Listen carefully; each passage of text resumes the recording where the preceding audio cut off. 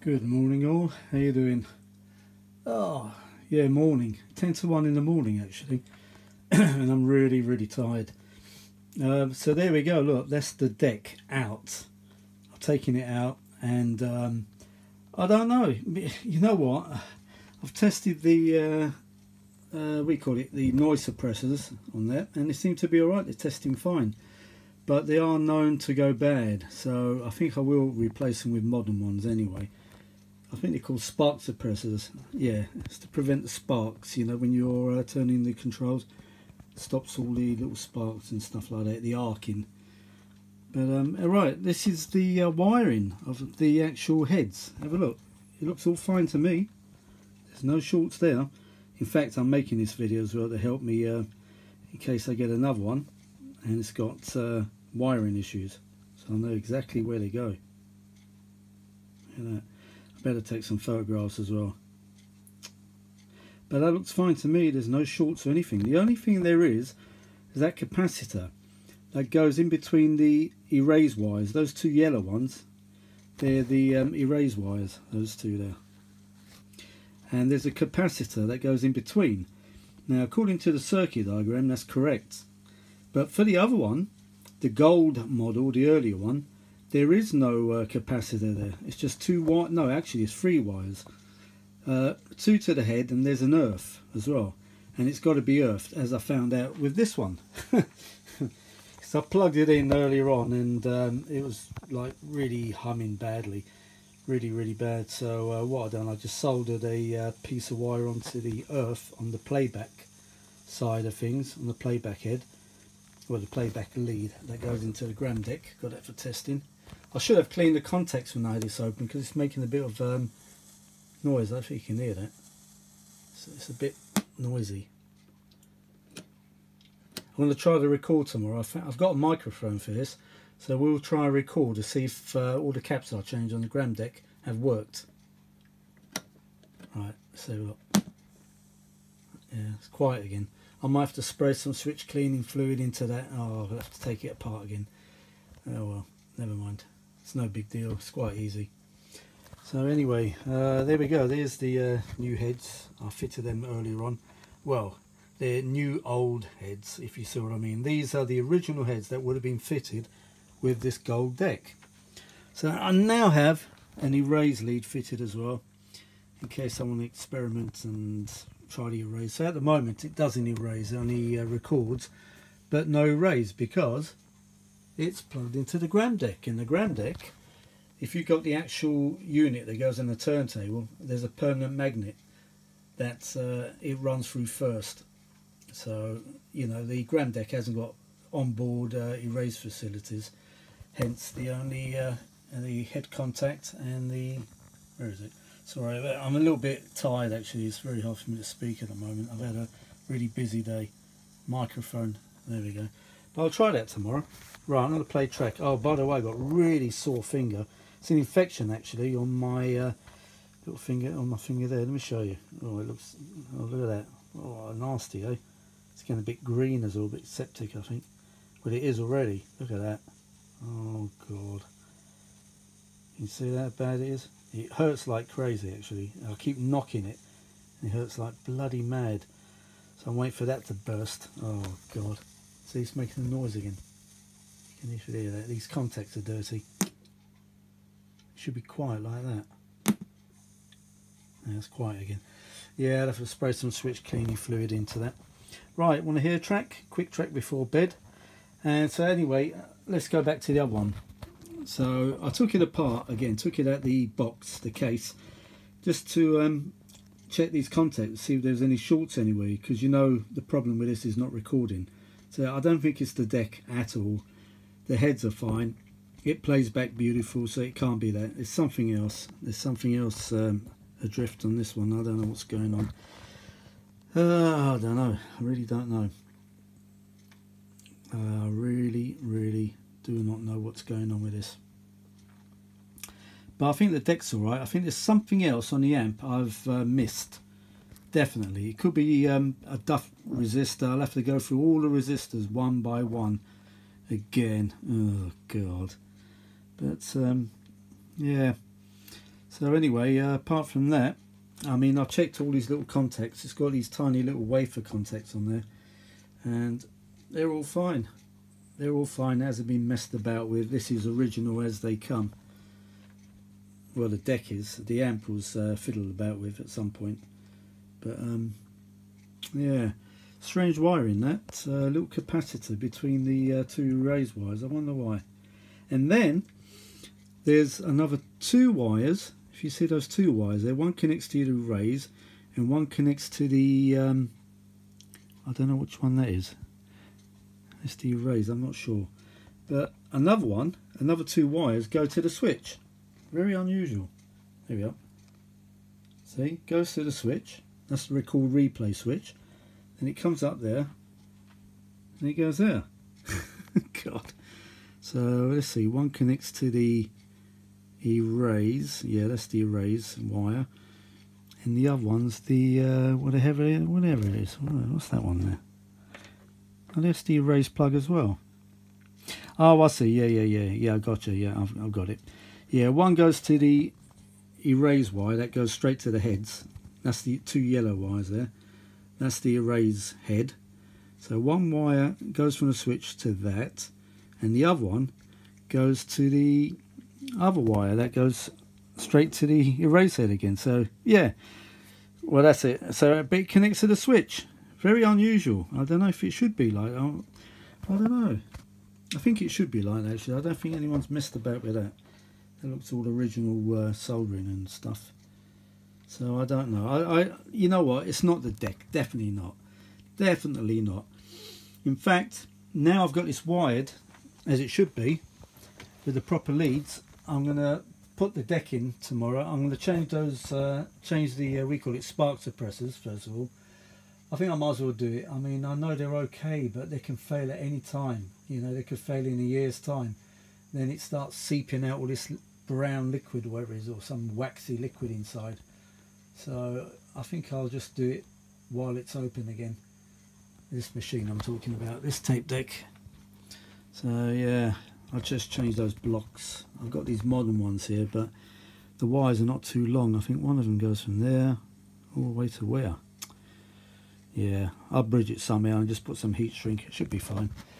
Yeah, I better take them out. In fact, it could be causing trouble, one of them. Who knows? It could be shorting one of the switches out. That's stopping me from recording. I don't know. But once I get it back in, I should have waited actually, but I was dying to see the connections on there, to see what they were like. But what I'm going to do, when I put it back, I'm going to run that lead, there, the record playback lead, into the machine and plug in the back of the amplifier in this, and then try to record onto that. I think I tried it before, it still didn't work. Oh yeah, I did try it with the other heads, didn't work at all. Oh, my throat, oh, I need a drink. It's the time, nearly 1 o'clock. I keep having these late nights, oh, it's terrible. Right, let's play a quick song, yeah? And it's one of Joe Meek's, well, I don't think it was his favourite. Yeah, but he produced it anyway.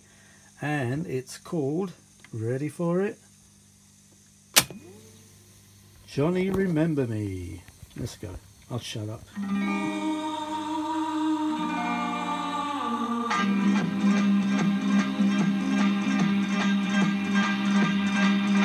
When the mists are rising and the rain is falling and the wind is blowing cold across the moor,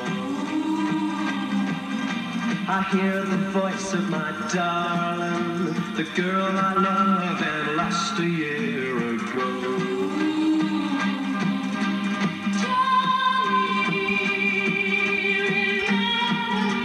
Turn the volume up a bit. Well, it's hard to believe, I know, but I hear her singing in the sign of the wind blowing in the treetops way above me. The neighbours are asleep. Gotta be careful. Yes, I'll always remember till the day I die. I'll hear her cry, Johnny, remember me.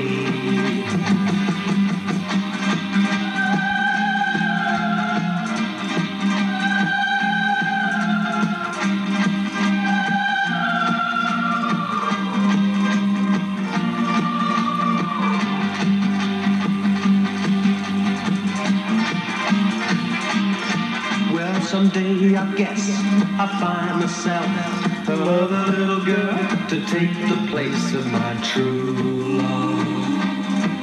But as long as I live, I know I'll hear her singing in the sign of the wind, blowing in the treetops, way above me.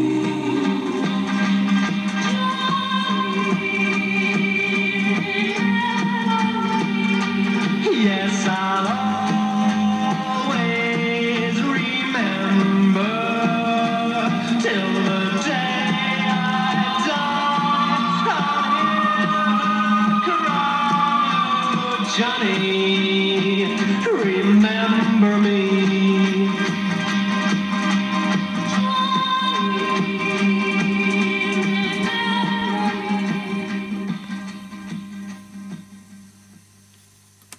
Reason why I like playing that one, shall I tell you? Number one, I love the song, and I might do my own version of that. I think you heard me singing slightly in the background. I was trying to shut up, but it's a bit late. It's 1 o'clock now. Shit, my neighbours will have a go at me. And number two, you don't get a copyright on YouTube for this one, believe it or not. Take note, Andy. Get yourself a copy of Johnny Remember Me, because there's no copyright in it. Instead of, you know, I know I love the Philly Shave Twist, but, you know, and I don't like the other ones. But I say you should get Johnny Remember Me, and you can play that. You don't get a copyright. And I'll check it again when I upload it to YouTube, but I never ever see a copyright claim for Johnny Remember Me. Because remember, it was written by, oh, what's his name? Oh, God, I've got memory lapse now again. Oh, what's his name? He's died now anyway, he's dead. What's his name? Who wrote this? Oh, God. I should know this by heart. Mind you, it is late and I've had a busy day, but there we go. So, for some odd reason, there's no copyright claim on this song. Believe it or not, it's true. But there we go. Alright, there we go. Oh, this finger, look at that. Oh, look at that. Wow, look at that. Remember the old trick? That's it. Saves snapping the tape. And these old heads, they're okay. They're a little bit worn, but what do you expect? You know, they're new old stock. Sorry, they're not new old stock. They're old stock, and they're a bit worn. But I mean, that sounds good. Oh, this box is making a hissing noise. Can you hear that? It should be quiet like that. I'll have to try to spray some switch cleaner in that tomorrow. Bloody hell, that's better. Gets noisy as it progresses. And it's quiet now. That's how it should be. Yeah. Oh, I don't know if there's copyright on that one. Have I the right to hold you? I know I'm something. Da, da, da, da, da, da. Joe Meek. I could have been good mates with Joe Meek because he's got a similar background to me, funny enough. He never liked sports or games when he was young. He was messing about with electronics and record players, just like me. He was gay. No, I'm not gay. That's the only thing. That's the only thing that's different. Not gay. But a lot of similarities. I'm trying to get the leader on this. Where is it? Come on. That's it. Gotcha. Right. Yeah, there's a lot of similarities between me and Joe Meek. I mean, his studio, it was a real mess actually, just like my kitchen come workshop. A real bloody mess. Look at this, look, everywhere, look. But apparently he had tapes all over the place. He had edits just thrown on the floor and absolute mess. But I'll say again, if you've got Amazon Prime, or it's on YouTube now. I could put the link on the bottom of this video, but it's actually free to watch on YouTube, and originally it was on Amazon Prime.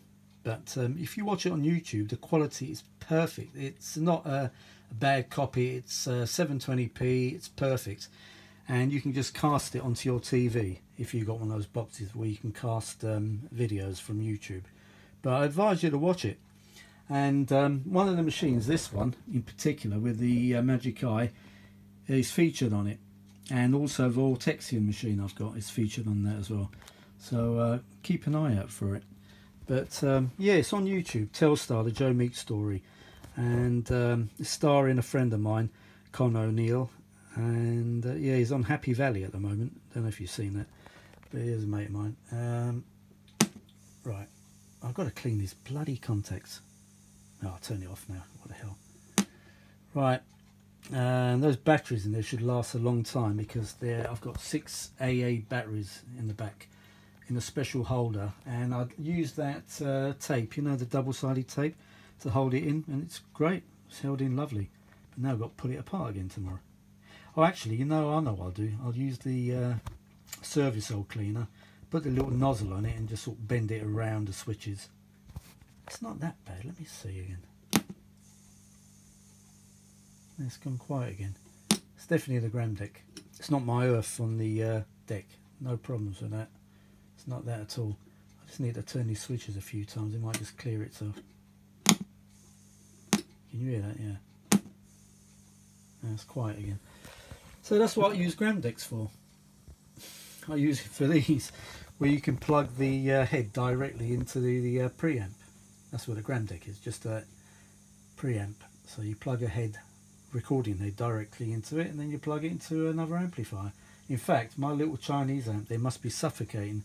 So I've got all these boxes on top of the ventilation slots. I don't know if you can see it, I don't know. Poor thing, must be dying. Can't breathe. It's alright, can't breathe, can't breathe. Oh, turn me off, turn me off. Alright, let's turn you off. Oh, let's see if I can reach for it. Oh, it's so hard to get to it, this bloody great big box in the way. There we go. Oh, God, it's awkward having these great big machines in the way. Oh, yeah, got to turn that off, otherwise you're going to run the battery down. There we go. Power off. Oh, my back. I'm falling apart. My finger, infected finger, back. Oh, my God. Maybe I've got the Brenell infection. What do you reckon? It's infected me. It's a Brenell, what do you call it? Oh, my finger's in the way again. Get out of the way. Oh, it's a Brenell infection. I must have caught it from one of these machines. In fact, when I was trying to put this into the case here, oh yeah, I caught the counter. It actually was suspended on this counter, so it's a very strong counter. Could have broken it, but what I should have done, I should have cut away a section here, just in there, just made a sort of like semicircle to clear the counter.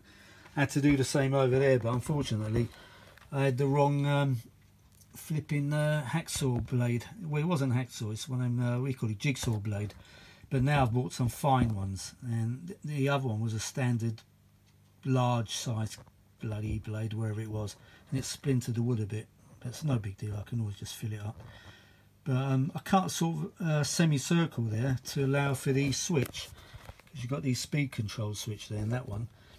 So but I was going to cut another little semicircle there and I forgot, but I can always take it out again when my finger gets better. I can't do anything at the moment. I really hurt it putting this deck back in, because it's really heavy, this damn deck. See, they made cast iron. Look at that. Here comes the cliche. They don't make things like this anymore. It's so true. British engineering at its best. Look at it, solid bloody steel. My God. And I love that hammered finish. Beautiful, isn't it? I think I prefer the gold models better than the modern ones, because they put a mask on the other ones. They just painted them grey and then they put a mask on it, you know, like the top mask.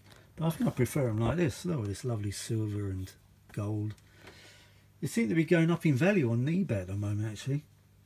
There was another one like this for 40 quid and no one bid for it, because it's collection only, and it was about 1 million miles away from me. I know I'm exaggerating a bit, but it was a long way away. But do I need another one? No, no I don't, no I don't, no I don't, no, no, no. I want another one of these, actually. Reason being, I can take the amp out the other one and compare the circuitry and see if I've missed anything particular. So there is a surprise in store, folks. Yeah, guess what? No, I'm not going to say. Oh, really. Right, there we go. That's it. I'm going to soak my finger in salty seawater now. Hot, salty seawater. Try to burst this bloody... Ah, ha, ha, ha. Look at that. Oh, it's all up my finger now. What the hell? It's getting higher. Shite. Ow. I'll show you my bloody finger. Just stick to the topic in question here. Right. So that's it. So anyway, what do you reckon, folks? Does anyone out there know about these Brenells? That looks perfect to me. There's no shorts or anything there. Nothing. And even if that capacitor was gone, it wouldn't affect the playback and record. Well, the playback's fine, it's just it wouldn't affect the record because that serves the erase head only. So I don't know. I've checked all the little tiny contacts because the other machine, the one I was, you know, my little test machine there, one of the wafer contacts was bent up. It wasn't even making contact with the disc that spins around. So I straightened it out very, very carefully because I didn't want metal fatigue setting in and snapping off. But yeah, I fixed that one. That one's all right. That's been meddled a lot with someone who don't know what they're doing, as usual. Mind you, I don't know what I'm doing.